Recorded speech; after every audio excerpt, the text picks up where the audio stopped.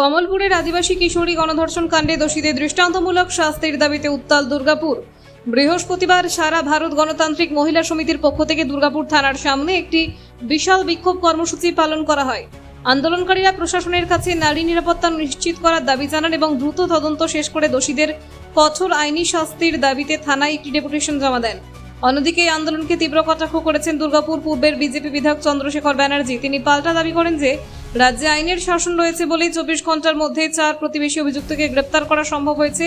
আইন অনুযায়ী তদন্ত চলছে এবং দোষীরা শাস্তি পাবেই। এই ঘটনাকে কেন্দ্র করে এলাকায় রাজনৈতিক পারদ চড়লেও সব পক্ষই দোষীদের কঠোরতম শাস্তির দাবি জানিয়েছে। কি বলবেন? সিপিএম খায় না মাথায় দেয়, এটা বাংলার মানুষ এখন জানে না। সিপিএম শূন্য থেকে মহাশূন্যে চলে গেছে। আর আমাদের প্রশাসনে এখন হচ্ছে শাসকের আইন চলে না, এখানে আইনের শাসন বলবৎ হয়েছে। তাই 24 ঘন্টার মধ্যে 4 জন আসামি গ্রেপ্তার হয়েছে। আসামিদের আমরা বলবো সকালে ধরুন এরকম আসামিদের আর বিকেলে খরচ করুন, নাহলে সিপিএম তৈরি হবে। আমরা পারুলিয়াতে যে ঘটনা ঘটেছে, একটি মেয়ের প্রতি যে অন্যায় হয়েছে, সেই অন্যায়ের প্রতিবাদে আজকে আমরা পুলিশের কাছে ডেপুটেশন দিয়েছি।